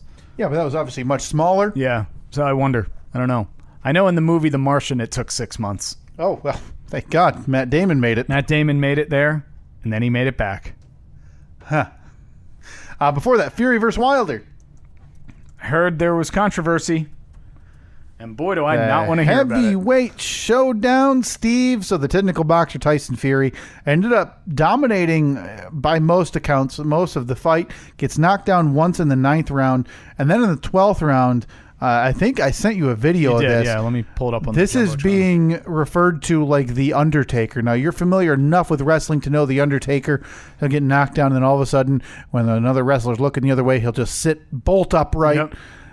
How he got up from this knockdown is absolutely astonishing. So let's back this up a little bit. He's not going to show the whole get up. But. Oh, no. Okay, so he is the... so Wilder knocks out Fury. Fury goes down, and a sack of potatoes. One of those. It was a 1-2. He hit him with the first punch, and he was already falling. And then as he was falling, he got him with, I think, a right cross. I mean, he's out. He's out. And at the 9 count, he gets up, puts his arms on the ref, and says, "No, I'm good. I'm good. Let's keep going." Finishes out the fight in the 12th. So the crowd's just roaring because they think Wilder's now on the hunt. It was just amazing to watch, Steve. Amazing to watch in the heavyweight division. Hasn't been relevant since Mike Tyson. I mean, honestly, it hasn't been that much excitement. But yeah, obviously controversy because boxing, and it's corrupt as hell. So the man who knocked the other man down did not win. No, and he shouldn't have. He lost, by my account, probably 9 of those 12 rounds. Really? He won 2 rounds based on knockdowns, which those go 10-8. But yeah, he should have lost the fight. Instead, everybody's favorite, after an exciting bout, a split decision draw. Split. Boy. Yeah. So what do you pay for that fight? $70? $60? $100? $150? Yeah, it was like low triple digits. Boy, I'm bummer to get that cable bill. You buy that one on your own? Well, I threw it on the credit card. Well, yeah, but I mean, did you have like friends over and everybody? No, just myself. No. Just yourself, huh? Yeah. That's weird. I remember you saying a little while ago that money was tight because you just had a baby. So big boxing match. Couldn't afford to. Big boxing match, Steve. You know, you don't get those very often. I'm glad I did, obviously. A heavyweight showdown. Tyson Fury, Deontay Wilder, the Bronze Bomber. Steve. The Bronze Bombers. The Bronze Bomber. He couldn't finish the job. Oh, my goodness. Can't wait for the rematch, Steve. You and I are going to be watching it. No, we are not. Yeah, I'll tell you what. We'll watch it in my Tesla on Mars. They took the ring. They did the ring. They were in the ring around 11:40 last night. Oh, yeah, that's reasonable. It's only a 36-minute fight, so yeah, we'll plan our boxing party. We can have boxing-themed treats. Oh, yeah, we'll have like cookies shaped like little boxing gloves. Team Fury, Team Wilder T-shirts. Huh? I guess I have to pick a side then? Yeah. Remember, if you're interested in a 2015 Jeep Wrangler black 4-door, boy, it looks sharp. Cloth seats. Just in time for winter. Never struggle getting the kids to soccer practice in this Jeep Wrangler. In the winter. Send me a DM on Twitter at NoPHInSteven. You can download, subscribe, and review the show on iTunes, the Apple Podcast app, Google Play, TuneIn, Stitcher, YouTube. So sad. Libsyn. Remember, as you get your gifts for the Steve and Kyle Podcast 3rd annual non-denominational Cloak and Dagger Winter Solstice Gift Exchange, be sure to post them on Twitter with the hashtag garbage gifts, right? Is that what we're going with? Yeah, hashtag garbage gifts to let us know that you received your items. Yeah, it'd be interesting to see what people are sending out. We've already gotten a few of them, so if you follow us on Twitter at Steve and Kyle or on Facebook.com/Steve and Kyle, we'll try to repost them as we see them come in. And I think that's it, right? Did we have something? Yeah, I think we're all caught up. No, your interview show. If you have any recommendations or bits that you remember, we've gotten a few suggestions on Twitter. Let us know. That'll be coming up in 3 weeks. A couple weeks. That's crazy. We are getting close to the solstice. Right around the corner. Close to the solstice. Yeah, send those in on Twitter at Steve and Kyle, Facebook.com/Steve and Kyle. We will talk to you next week.